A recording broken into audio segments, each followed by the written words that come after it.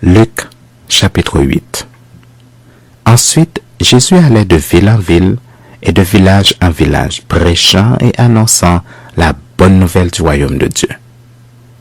Les 12 étaient auprès de lui et quelques femmes qui avaient été guéries d'esprits malins et de maladies. Marie, dite de Magdala, de laquelle étaient sortis 7 démons, Jeanne, femme de Chuza, intendant d'Hérode, Suzanne et plusieurs autres qui l'assistaient de leurs biens. Une grande foule s'étant assemblée, et des gens étant venus de diverses villes auprès de lui, il dit cette parabole. Un semeur sortit pour semer sa semence. Comme il semait, une partie de la semence tomba le long du chemin.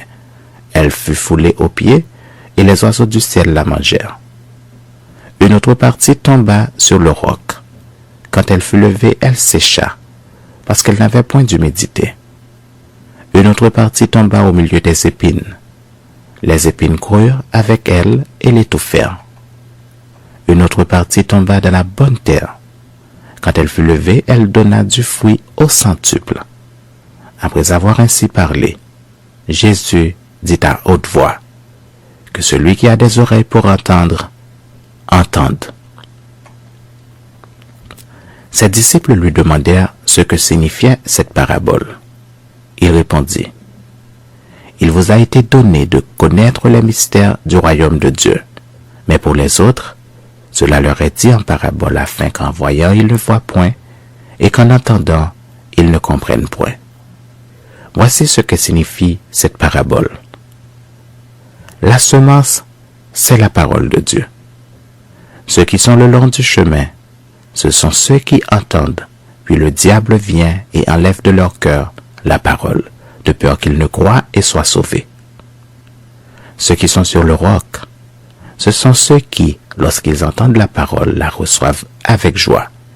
Mais ils n'ont point de racines, ils croient pour un temps, et ils succombent au moment de la tentation.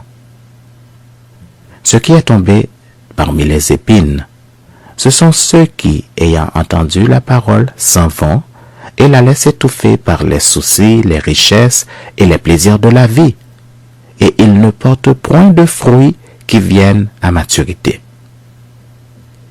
Ce qui est tombé dans la bonne terre, ce sont ceux qui, ayant entendu la parole avec un cœur honnête et bon, la retiennent et portent du fruit avec persévérance.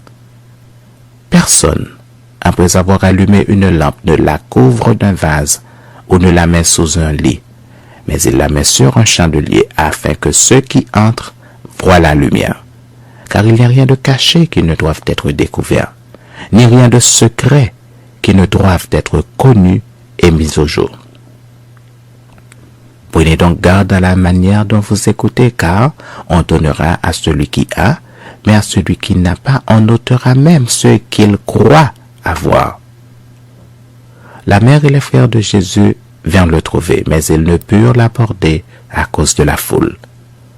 On lui dit, « Ta mère et tes frères sont dehors et ils désirent te voir. » Mais il répondit, « Ma mère et mes frères, ce sont ceux qui écoutent la parole de Dieu et qui la mettent en pratique. » Un jour, Jésus monta dans une barque avec ses disciples. Il leur dit, « Passons de l'autre côté du lac. » Et ils partirent. Pendant qu'ils naviguaient, Jésus s'endormit. Un tourbillon fondit sur le lac. La barque se remplissait d'eau et ils étaient en péril. Ils s'approchèrent et le réveillèrent en disant, « Maître, Maître, nous périssons !» S'étant réveillé, il menaça le vent et les flots qui s'apaisèrent, et le calme revint. Puis il leur dit, « Où est votre foi ?»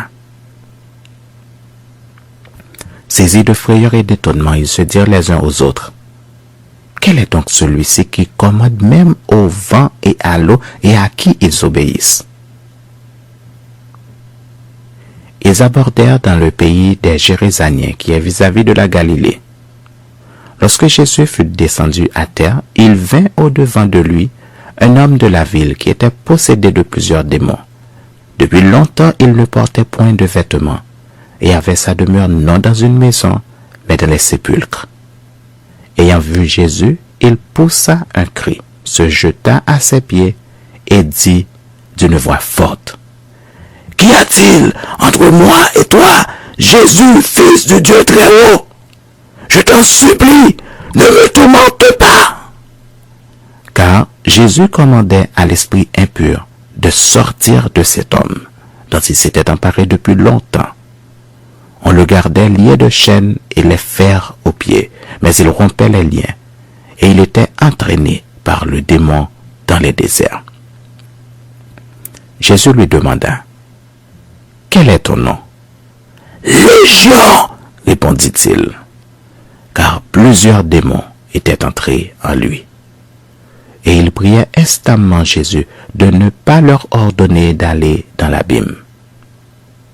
Il y avait là dans la montagne un grand troupeau de pourceaux qui paissaient.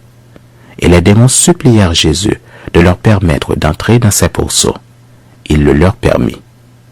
Les démons sortirent de cet homme, entrèrent dans les pourceaux, et le troupeau se précipita des pentes escarpées dans le lac et se noya. Ceux qui les faisaient paître, voyant ce qui était arrivé, s'enfuirent et répandirent la nouvelle dans la ville et dans les montagnes et dans les campagnes. Les gens allèrent voir ce qui était arrivé. Ils vinrent auprès de Jésus et ils trouvèrent l'homme de qui étaient sortis les démons, assis à ses pieds, vêtu et dans son bon sens.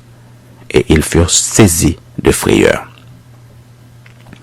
Ceux qui avaient vu ce qui s'était passé leur racontèrent comment le démoniaque avait été guéri. Tous les habitants du pays des Géraséniens prièrent Jésus de s'éloigner d'eux, car ils étaient saisis d'une grande crainte. Jésus monta dans la barque et s'en retourna. L'homme de qui étaient sortis les démons lui demandait la permission de rester avec lui. Mais Jésus le renvoya en disant, « Retourne dans ta maison et raconte tout ce que Dieu t'a fait. » Il s'en alla et publia par toute la ville tout ce que Jésus avait fait pour lui. À son retour, Jésus fut reçu par la foule car tous l'attendaient. Et voici, il vint un homme nommé Jaïrus, qui était chef de la synagogue. Il se jeta à ses pieds et le supplia d'entrer dans sa maison, parce qu'il avait une fille unique d'environ 12 ans qui se mourait. Pendant que Jésus y allait, il était pressé par la foule. Or, il y avait une femme atteinte d'une perte de sang depuis 12 ans et qui avait dépensé tout son bien pour les médecins sans qu'aucun ait pu la guérir. Elle s'approcha par derrière et toucha le bord du vêtement de Jésus. Au même instant, la perte de sang s'arrêta et Jésus dit, « Qui m'a touché ?» Comme tous s'en défendaient, Pierre et ceux qui étaient avec lui dirent, « Maître, la foule t'entoure et te presse et tu dis, « Qui m'a touché ?» Mais Jésus répondit, « Quelqu'un m'a touché, car j'ai connu qu'une force était sortie de moi. » La femme, se voyant découverte, vint toute tremblante se jeter à ses pieds et déclara devant tout le peuple pourquoi elle l'avait touché et comment elle avait été guérie à l'instant. Jésus lui dit, « Ma fille, ta foi t'a sauvée, va en paix. » Comme il parlait encore, survint de chez le chef de la synagogue quelqu'un disant, « Ta fille est morte, n'importune pas le maître. » Mais Jésus, ayant entendu cela, dit au chef de la synagogue, « Ne crains pas, crois seulement et elle sera sauvée. » Lorsqu'il fut arrivé à la maison, il ne permit à personne d'entrer avec lui, si ce n'est à Pierre, à Jean et à Jacques, et au père et à la mère de l'enfant. Tous pleuraient et se lamentaient sur elle. Alors Jésus dit, « Ne pleurez pas, elle n'est pas morte, mais elle dort. » Et il se moquait de lui, sachant qu'elle était morte. Mais il la saisit par la main, et d'une voix forte, il dit d'une voix forte, « Enfant, lève-toi. » Et son esprit revint en elle, et à l'instant elle se leva. Et Jésus ordonna qu'on lui donnât à manger. Les parents de la jeune fille furent dans l'étonnement, et il leur recommanda de ne dire à personne ce qui était arrivé.